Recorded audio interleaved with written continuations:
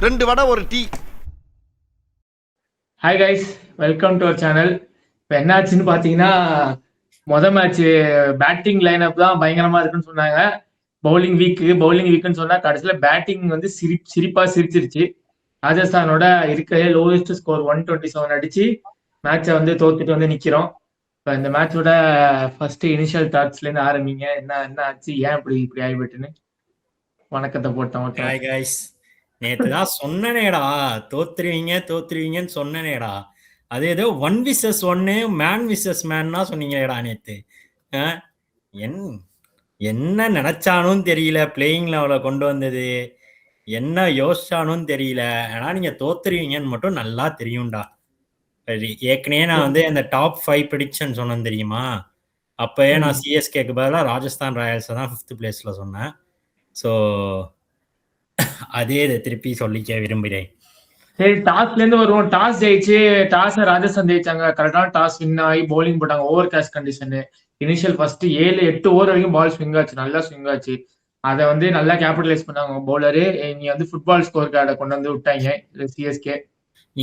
Initial நல்ல swing ஆச்சுன்னு சொல்லுவியா? சஞ்சு சாம்சன் அவுட் ஆனது ஓகே ஃபைன், ஓகேவா? ருத்ராஜ் விளையாண்ட ஷாட் இருக்கு பாரு, அவன் அவுட் ஆன ஷாட் இருக்கு பாரு, ஒஸ்ட். நான் நேத்தே சொல்லிட்டேன், ருத்ராஜ் அடிச்சா மட்டும்தான் சிஎஸ்கே வின் பண்ணும். இவன் ருத்ராஜ் கைக்கோட வந்து ஒரு ராஸ்பான ஷாட் ஆடி அவுட் ஆயிட்டான் வேஸ்டா. அந்த பால ஃபுல்லா லெக் சைட்ல வந்து சஞ்சு சாம்சனுக்கு வந்து சரியான பால், காலர் ஊர்ல பேட்டை மட்டும் சுத்தி அவுட் ஆயிட்டான். இவன் ஆயுஷ் மாத்திரைக்கு வந்து ஆஸ்திரேலியன் கண்டிஷன் மாதிரி ஒரு பவுன்சரை போட்டு விட்டாங்க. அவன் அப்பயே ரிவ்யூ எடுக்கிறதுக்கு முன்னாடி அவன் ரியாக்ஷனே தெரிஞ்சிச்சு அவுட்டுன்னு. அப்புறம் பார்த்தா மேத்யூ ஷாட்டுக்கு வந்து சந்தீப் சர்மா என்ன போட்டானே தெரியல, போட்டான் பேட்டை வச்சு out, slower ball knuckle ball out ஆயிட்டான். அவன் ஃபர்ஸ்ட் பாலே அவுட் ஆனது மேத்யூ ஷாட்டு. சரி, பிளேயிங் லெவன்ல இருந்து வாங்க. பிளேயிங் லெவன் சிஎஸ்கே பிளேயிங் லெவனும் ராஜஸ்தானோட பிளேயிங் லெவல்னு சொல்லுங்க. என்ன தப்பு பண்ணாங்க பிளேயிங் லெவன்ல சிஎஸ்கே இருந்து வாங்க ஃபர்ஸ்ட், தோத்த டீம்ல இருந்து. சிஎஸ்கேல 1 down வந்து ஆயுஷ் மெத்ரே இறக்கி விட்டது தப்பு. ஊர்வில் பட்டேலுக்கு தான் சான்சஸ் கொடுத்துருக்கணும் அந்த 1 down ஸ்லாட்.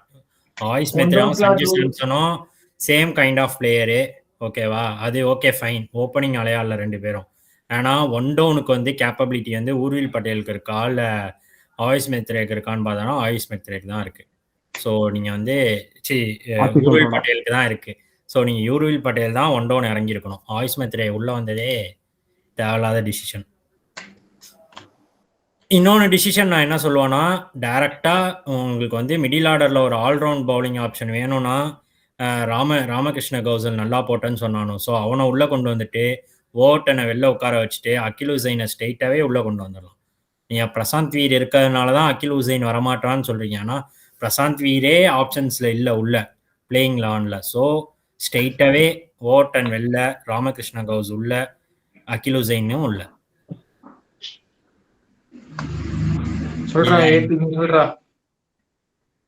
ஆயுஷ் மாத்திரை 1 down ஆனதெல்லாம் பிரச்சனை இல்லை, ஒருவேளை ஆடி இருக்கணும். சரி, ஆயுஷ் இன்னைக்கு வந்து பெரிய வித்தியாசம் இல்லை. ஏன்னா 2வது ஓவர்லேயே விக்கெட் போயிடுச்சுங்கிறப்போ கிட்டத்தட்ட ஓப்பனர் மாதிரி தான். நான் அவனை பிளேம் பண்ணவே விரும்பல. அவனுக்கு ஒரு சுத்தமா கால் நவர்ல ஊன மாதிரி ஆடினா கன்வின்சிங்கே இல்லை. அப்புறம் ருத்ராஜ் பால் இன்சிங் வரப்போ அந்த பால் லெஃப்ட் சைடு தான் ஆட பார்க்குமே தவிர்த்து ஃபுல்லா 3 ஸ்டெப்பையும் காட்டிட்டு போய் ஆஃப் சைடு அடிக்க போய் அவுட் ஆயிட்டான். அது இன்னொன்று.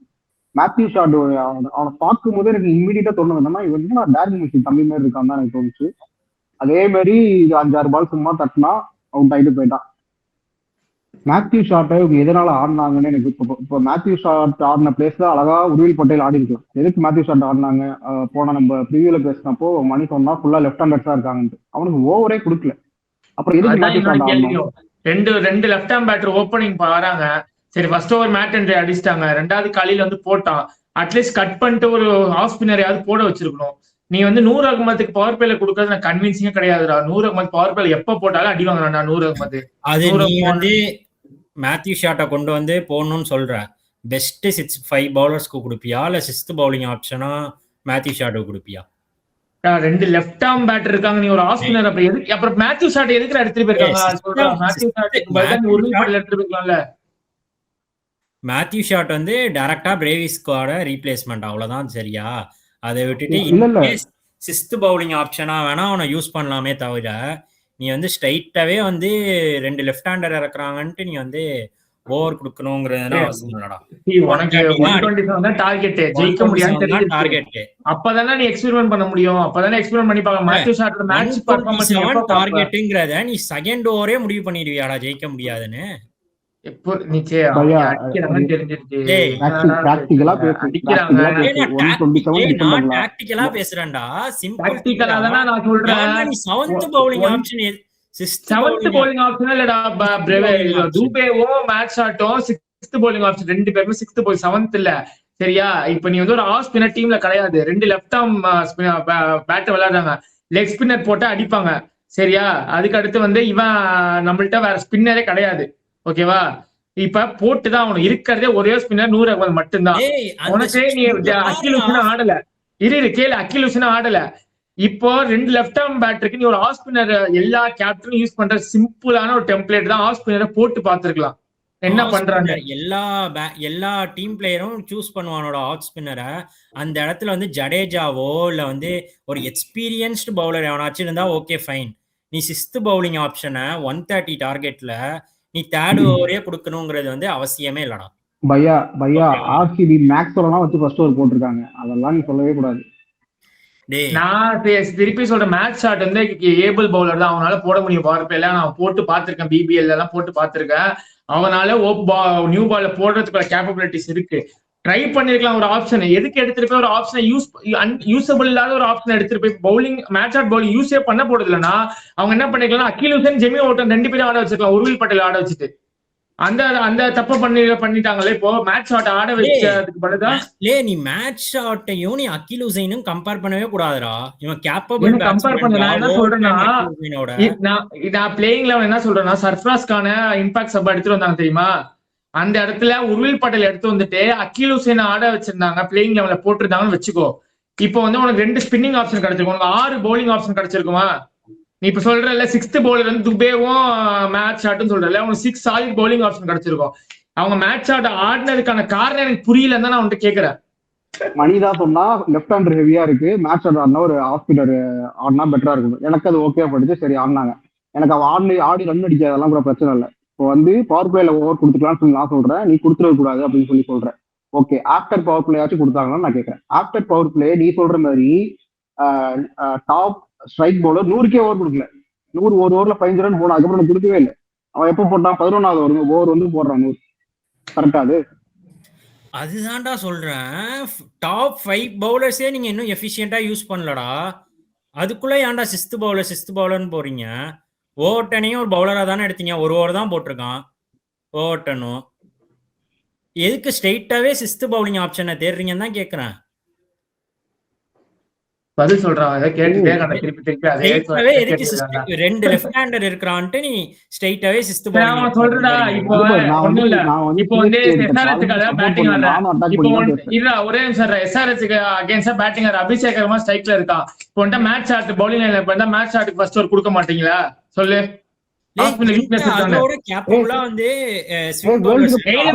போட்டானா இல்லையா இந்தியாக்கு அகைன்ஸ்டா? அப்பனா இம்பாக்ட் சப் கிடையாது. என்னடா T20 வேர்ல்ட் கப்பையும் இன்டர்நேஷனல் மேட்சையும்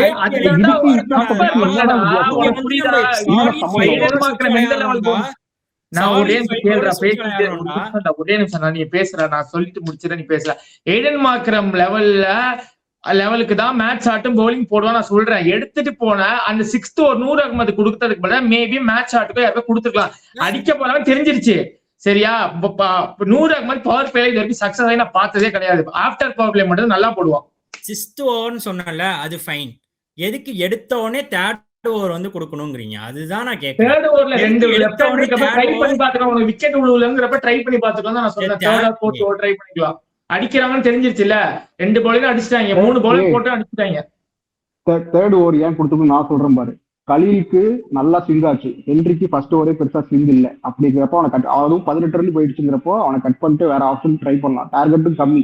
நீ வந்துட்டு 200-220 டார்கெட் இல்லை, பொறுமையா பாத்துக்கலாம், பவர் பிளே முடிஞ்சு பாத்துக்கலாம். உடனே இம்ப்ளிமெண்ட் பண்ணாலும் இதெல்லாம் பண்ண முடியும். மேட்ச் ஷாட் ட்ரை பண்ணிக்கலாம் தான் நான் சொல்றேன். அப்படி இல்லைனாலும் ஆஃப்டர் பவர் பிளேயாச்சும் பண்ணிருக்கலாம். அதை கூட பண்ணல. எனக்கு அது வந்து பவர் பிளே ட்ரை பண்ணலாங்கிறது ஒரு வேலிடான பாயிண்ட். 6th பவுலிங் ஆப்ஷனை அது கூட பண்ணலாம் தான் சொல்றேன். அப்புறம் நாப்டன் பவர் பிளே கூட யூஸ் பண்ணலன்னா மேட்ச் ஷாட் லெவல்ல ஆட வேண்டிய ரீசன் என்னன்னு கேக்குறேன் நான். ஆஃப்டர் பவர் பிளே கூட ஷாட்டை வந்து பவுலரா யூஸ் பண்ணல அப்படின்னா அந்த இடத்துல நீங்க உருவில் ஆடி இருக்கலாமே, உருவில் ஆடிட்டு அக்யூஸ் ஆட்டு போயிருக்கலாமே. ஸ்ட்ரெயிட்டாவே பிரேவிஸோட ரீப்ளேஸ்மெண்ட் எப்படா ஸ்ட்ரெயிட்டாவே இவன் ஆல்ரவுண்டரா பிரேவிஸ் பேட்ஸ்மேன்டா ஜஸ்ட் பிகாஸ் ஆஃப் நான் சிஎஸ்கே ஃபேன் மாதிரி நான் பேசிட்டு இருக்கேன்டா. விடுங்க பேட்டிங் வாங்க, சிஎஸ்கே பேட்டிங் வாங்க. என்ன ஆச்சு, நீங்க வந்து ஃபுல் பேட்டிங் லைனப் தான் வந்து ஸ்ட்ராங்னு எல்லாரும் சொன்னாங்க, எல்லாருமே சொன்னாங்க, நம்மளும் சொன்னோம், சோசியல் மீடியால இருக்க எல்லாரும் சொன்னாங்க, ஸ்டார் ஸ்போர்ட்ஸ்லயும் ப்ரெடிக்ட் பண்ணாங்க பவுலிங் தான் வீக்னு. சர்ப்ரைஸ் பிரகாஷ் சர்ப்ரைஸ்ன்ற மாதிரி வந்து பேட்டிங் கொலாப்ஸ் ஆயிடுச்சு இன்னைக்கு. என்ன காரணம், எதனால பேட்டிங் கொலாப்ஸ் ஆயிடுச்சு ஃபுல்லா இன்னைக்கு? அதுக்கான ரீசனை சொல்லுங்க ஒருத்தனா. ஃபர்ஸ்ட் கொலாப்ஸ் ஆனதுக்கு காரணம் கண்டிஷன்ஸ் தான். கண்ணாப்புறான் பால் ஸ்விங் ஆச்சு, இவங்க அதுக்கு ப்ரிப்பேர்டா வந்த மாதிரி எனக்கு தெரியல. அது ஒண்ணு. இன்னொன்னு, என்னதான் கண்டிஷன் சொன்னாலும் நல்லா பவுல் பண்ணாங்க ஆர்ஆர். அதுவும் நம்ம சொல்ல முடியாது. ஆண்ட்ரே பர்கர்லாம் வந்து அவுட் ஆஃப் த பாக்ஸ் அவன் இந்த மாதிரிலாம் போடுவான்னு நான் நினைச்சு கூட பார்க்கல.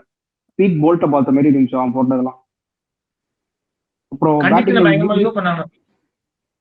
இன்னொன்னு என்னன்னா, டூபே வந்துட்டு நீ கொஞ்சம் இர்ரெஸ்பான்சிபிளா ஆடின மாதிரி எனக்கு ஒரு ஃபீல். அது ஃபர்ஸ்ட் பால் அந்த சுச்சுவேஷன் அட்டாக் பண்ணணும்னு அவசியமே இல்லை.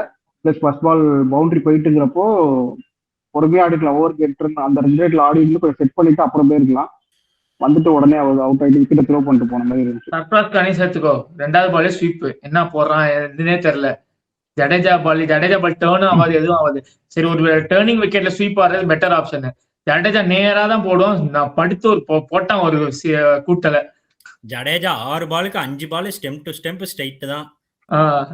அதுவும் நல்லா ஃபிளைட் பண்ணி போடுறான். சிஎஸ்கே ஆடுறப்பெல்லாம் வந்துட்டு குவிக்கரா போடணும் தான் ட்ரை பண்ண தவிர்த்து பெருசா ஃபிளைட்டே பண்ண மாட்டான். இன்னைக்கு வந்து கரெக்டா அந்த மிடில் ஸ்டெம்ப்ல குத்தி பாலை ஃபிளைட் பண்ணி அழகா டர்ன் பண்ணி போட்டான். ஒன்றும் பண்ண முடியல. ஜெமி ஓவர்டனோட இன்னிங்ஸை பத்தி சொல்லுங்க. கனவுல கூட எதிர்பார்க்கல ஜெமி ஓவர்டன் அன்டில் கம் வந்து ஹையஸ்ட் பார்ட்னர்ஷிப் ஆடுவாங்கன்னு என் கனவுல கூட நினைச்சு பார்க்கல. கார்த்திக் சர்மாவை நான் பினிஷரா வச்சிருந்தேன், ஆனா அவன் பவர் பிளேயர் பேட்டிங் வந்தான், செதறிட்டான் அதை பார்த்து. அல்ல வேலைப்பா, இன்னைக்கு தோனி இல்லைன்னா எல்லாத்தையும் எழுதி வச்சிருப்பாங்க தலையில பேர்ல. சும்மா தலைவர் சும்மா உட்கார்ந்து இருக்கான். தோனி இருந்தாலும் கார்த்திக் தோனி இறங்கி இருக்க மாட்டான், அன்சில் கம்போஜ் இறக்கி விட்டு உட்கார்ந்து. எனக்கு என்ன புரியலன்னா, இந்த இடத்துல தோனி இருந்தானா யாரு இருந்தா கார்த்திக் சர்மாக்கே ஸ்ட்ரைக் கொடுத்துருக்க மாட்டான், அவனே ஆடி இருந்திருக்க மாட்டான்டா. டோனி இருந்தா ஒரு வேற யாரு லாஸ்ட் பேட்ஸ்மேன் யாரு, அவனுக்கே பேட்ஸ்மேனுக்கே வந்து ஸ்ட்ரைக் கொடுத்துருக்க மாட்டான். ஓவர்டன் ஹென்ரிக்கு ஸ்ட்ரைக் கொடுக்குறான், கம்போஜுக்கு ஸ்ட்ரைக் கொடுக்குறான், எல்லாருக்கும் ஸ்ட்ரைக் கொடுத்துருக்கான். சரி, அவனை எதுவுமே குறை சொல்ல முடியாது. அவனுக்கு அப்ப நான் சைடு யாருமே இல்ல, வேற ஆப்ஷனும் இல்ல அவனுக்கு. அவனுக்கும் பேட்ல பால் படல. அவன் வந்து என்னன்னா ஸ்கூல் பசங்க வர்சஸ் இன்டர்நேஷனல் பிளேயர் மேட்ச் மாதிரி இருந்துச்சு. ஜெமி ஓவர்டன் ஆடினது இடையில கொஞ்ச நேரம் லெஃப்ட்லாம் விட்டுட்டு இருந்தான். இன்னொன்னு, ஓவர்டன் வந்து பயங்கரமா இந்த மேட்ச் எக்ஸ்போஸ் ஆயிட்டான். ஷார்ட் பால் வீக்னஸ் வந்து பச்சையா தெரிஞ்சிருச்சு. கனெக்டே ஆக மாட்டேங்குது அவனுக்கு. கையில ஒரு அடி வாங்கினான் பாரு, சரியான அடி. பால் அவன் வந்து ஆடின பால்ல வந்து மிஸ் பண்ண பால் தான் அதிகம் பேட்ல பட்டதை விட. புஜாராவை வந்து நான் பிஜிடி சீரீஸ்ல பார்த்த மாதிரி இருந்தது. கையில, மூஞ்சில, ஹெல்மெட்ல எல்லா இடத்துலயும் அடி வாங்கினான். பேச உள்ளன்னு கோச்சிக்கிட்டு போயிட்டான்டா ஏபி. சரி, நீ கண்டினியூ பண்ணு. சிஎஸ்கே பேட்டிங்கை பத்தி நீ ஏதாவது துடிக்கிற, எனக்கு தெரியுது. துடிக்கனா இல்லடா. சிஎஸ்கே பேட்டிங்கை பத்தி சொல்லணும்னா, சிஎஸ்கே வந்து 2025 எல்லாத்தையும் ரீகேப் பார்த்துட்டு வந்துட்டானோலாம் என்னன்னு தெரியல. எல்லா டீமும் இறங்கி அடிச்சா 6-4 தான் அடிக்கிறானோ, நம்மளும் அதே ஃப்ளோல போகணுன்ட்டு உள்ள இறங்கி வந்தானோ. சாம்சங் வந்து கேவலமான அவுட்டு. பால் நல்ல பால் தான் இருந்தாலும் அவன் மூவ்மெண்ட்டே இல்லாம நின்றுட்டான், அப்படியே ஸ்டாச்சுன மாரி நின்றுட்டான். வந்து ஃபர்ஸ்ட் ஓவரே தெரிஞ்சிருச்சு அவன் என்ன ஆக போறான்ட்டு. சாம்சங் பத்தி எனக்கு வந்து ரொம்ப அன்எக்ஸ்பெக்டட்னா, நான் சிஎஸ்கேல நம்புற ஒரே பிளேயர்னா ருத்ராஜ் கைக்வாட் தான். அவன் வந்து இப்படி அன்வான்டா அவுட் ஆவாங்கிறத வந்து நான் எக்ஸ்பெக்டே பண்ணல. அவன் மட்டும் ஒன் சைட்ல நின்று இருந்தாலே ஈஸியா மேட்சை கொண்டு போயிருப்பான். ஓகேவா? இன்னொன்னு வந்து ஆயுஷ் மேத்ரே வந்து 1 டவுன் இறங்குறதுல எனக்கு வந்து எந்த ஒரு சாட்டிஸ்ஃபையும் கிடையாது. அவன் 1 டவுன் இறங்குறது எனக்கு புரியுது. பட் ஆனா வந்து டீம் பெர்ஸ்பெக்டிவ்ல நீ பாத்தீங்கன்னா, உனக்கு வந்து உர்வில் பட்டேலுக்கு முன்னாடி ஆயுஷ் மாத்ரே தான் டீம்ல வந்து 7 மேட்ச் ஆடி இருக்கான். ஸோ அதனால அந்த பேசிஸ்ல தான் கொடுத்துருக்காங்க. மேபி அவன் 2-3 மேட்ச் பர்ஃபார்ம் பண்ணலாம், மேபி நீ அந்த சேஞ்ச் எதிர்பார்க்கலாம். நம்ம எடுத்த உடனே வந்து போன வருஷம் நல்லா பர்ஃபார்ம் பண்ண 7 மேட்ச் பர்ஃபார்ம் பண்ண டிராப் பண்ண எதிர்பார்க்க முடியாது. அது ஒரே ரீசனுக்காக தான் இன்னும் டீம்ல அவன் வந்து டைரக்டா டீமுக்குள்ள வந்திருக்கான், டைரக்ட் பிளேயிங் லெவன்ல. சோ இல்லனா வந்திருக்க சான்சஸ் இல்ல. இன்னொன்னு வந்து ஸ்டார்டிங்கே உள்ள வரும் போதே ருத்ராஜ் கைக்கோட மைண்ட் செட் தெரிஞ்சிடுச்சு டாஸ்க்லயே. வி ஆர் பிளேயிங் வித் 7 ஓகேவா, பிளேயிங் வித் 7 விக்கெட் போச்சுன்னா என்ன ஏதாச்சும் நமக்கு தேவைப்பட்டா நம்ம வந்து ஒரு பேட்ஸ்மேன் ரொம்ப ஃபிளெக்சிபிளா இருக்கும். நான் எக்ஸ்பெக்ட் பண்ணேன் இப்படி ஆகும்னு எதிர்பார்க்கல. பேட்ஸ்மேனை இறக்கலாம், அப்படி இல்லைன்னா நீட்டா இன்னொன்று பவுலிங் ஆப்ஷனை கூப்பிட்டு மாஸ் பண்ணிடலாம்னு நினைச்சான். ஸோ ஆரம்பமே முடிச்சு விட்டானோ. பெருசா சொல்றதுக்கு எதுவும் இல்லடா பேட்டிங்கை பத்தி. துபே வந்து கெத்து காமிக்கலான்னு பார்த்தான், ஃபர்ஸ்ட் பால் சரியான ஹிட்டு, பொறுமையா சென்சிபிளா அங்க விளையாட வேண்டிய ஆள்னா 3 பேர், சாம்சனு, ருத்ராஜ் கைக்வாடு, அதை விட்டா துபே, இவனு 3 பேரும் சென்சிபிளா ஆடி கொஞ்சம் போவானுன்னு பார்த்தா 3 பேருமே தேவையில்லாம அவுட் ஆனானும். கார்த்திக் சர்மா சூப்பரா தான் ஸ்டார்ட் பண்ணான், அவனை பார்த்தாலே பயங்கரமா வர மாதிரி தெரியுது. ஆனா பார்க்கலாம் சான்சஸ் இருக்குமா. பட் ஆனா அவனோட கேம் ஆடுறதுக்கான சிச்சுவேஷன் இல்ல மேட்ச்ல சுத்தமா. அவனோட ரோலே அது கிடையாது. அவங்க பவர் பிளேல கொண்டு வந்து விட்டா அவங்க என்னதான் பண்ணுவான். ஒரு சைடு விக்கெட் விழுந்துட்டே இருக்கு, டீசெண்டா ஆனா, பட் ஆனா ஹைலி கேப்பபிள் பிளேயர் தான், பார்த்தாலே தெரியுது. ஆறானாலதான் நீ கேப்டன்சி செமையா பண்ணாங்க.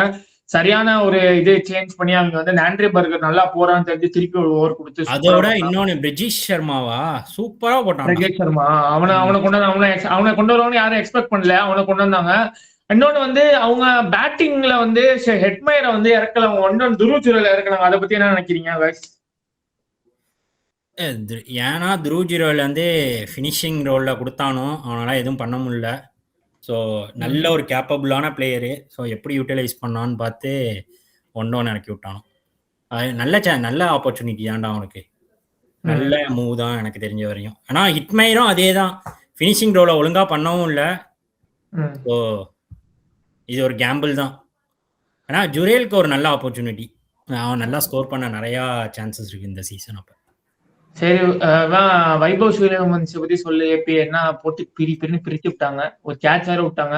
ஆனா வந்து பயங்கரமா பேட்டிங் ஆடினான், அது எந்த குறையும் சொல்ல முடியாது. 15 balls 50, ஃபாஸ்டஸ்ட் 15 ஐபிஎல்ல தான். அவன்லாம் ஜெனரேஷனல் டேலண்ட், அவன்லாம் பத்தி சொல்றதுக்கு ஒண்ணும் இல்ல. இந்த அடி அடிக்கிறான்டா அவன்.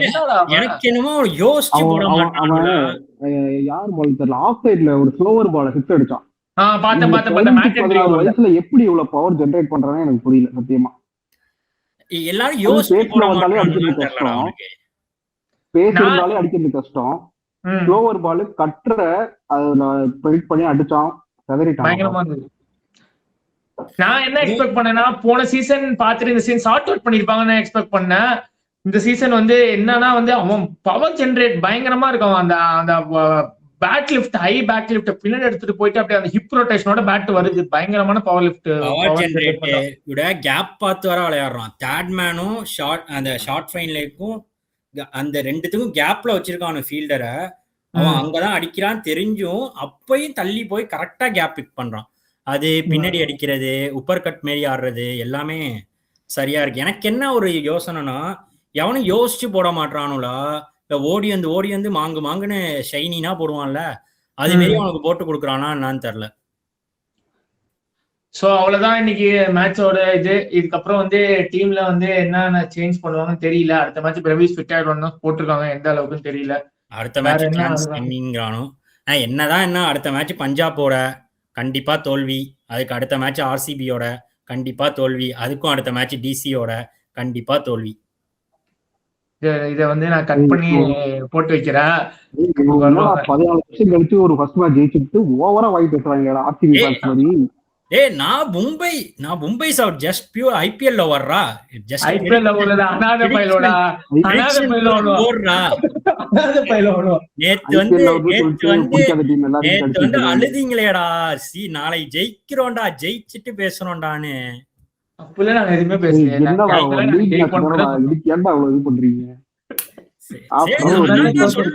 லீக் மேட்ச் தானே. அதான் உனக்கு இன்னொரு ஸ்டார்ட் சொல்றேன். 2021 2023 தோத்துட்டு கப் அடிச்சோம், அதனால வந்து கொஞ்சம் மனசுல வச்சிருவாங்க. சரிடா அடிங்கடா, ஃபர்ஸ்ட் லீக் மேட்ச ஜெயிங்கடா, அப்புறம் கப் வரையும் போலாம்டா, வாங்கடா. என்ன ஒரு பெரிய கவலைனா, இந்த மேட்ச் டோனி விளையாடாம இருந்ததுன்னா எனக்கு ஒரு கவலை. டோனி இருந்தா பின்னாடி இன்னும் ஏதாச்சும் டாக்டிக்ஸ்னா சொல்லி கொடுத்துருப்பாரு. ஸோ நிறைய ஆப்பர்ச்சுனிட்டி கிடைச்சிருக்கும். ஆமா, நீ ஆனா தோனி டாக்டிக்ஸா நேர்ல பார்த்தது இல்ல, நாங்க நேர்ல பார்த்திருக்கோம், அதனால உனக்கு அதை பத்தி தெரியல. என்னடா நல்லதும் சொல்ல விட மாட்டீங்க. சரி அழுவாதீங்க விடுங்க, அடுத்த மேட்ச் பாத்துக்கலாம். பஞ்சாப் போட வரோம். அது ஒரு 14 மேட்ச் இருக்குடா. Will see it in the end. Fleming சொன்ன மாதிரி அந்த மீமை போட்டு விடுவோம். Will see it in the end who makes to the final. கான்ஃபிடென்ட்டா இருக்க, நல்லதே நடக்கும். கான்ஃபிடென்ட்டா நியூட்ரல்னு சொல்லிட்டு கடிக்கிறவங்க என்ன பேசுறதுன்னு தெரியலடா. ஆக்சுவலா எதுனா டீம் சார்பு தான் அவங்கள பத்தி பேசலாம். நியூட்ரல்னு சொல்லிட்டு எல்லாரையும் 2 வருஷத்துக்கு முன்னாடி அவனை அனாதை ஆக்கிவிட்டாங்க. அவனை அதுல இருந்து என்ன பண்றேன்னு தெரியாம சுத்திக்கிட்டு இருக்கான். எல்லாரையும் கடிச்சுக்கிட்டு இருக்கான். மும்பையும் கடிச்சா கொஞ்ச நாள். எங்களுக்கு மும்பை கப்படிச்சதானா தேவையில்லை.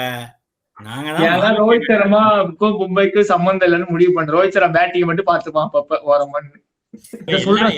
ஹேட்டர்னு சொல்லுங்க, நியூட்ரல் சொல்லாதுங்களா? அதுதானே சொல்றேன்.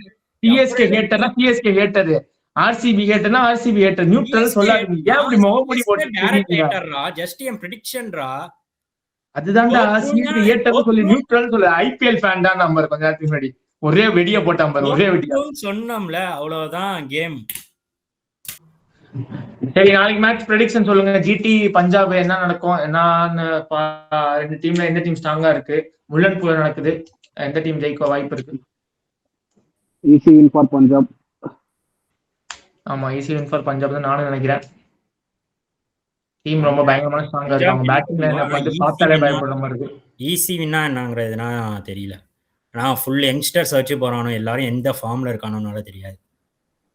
By bye friends, bye bye bye bye, அவ்வளவுதான்.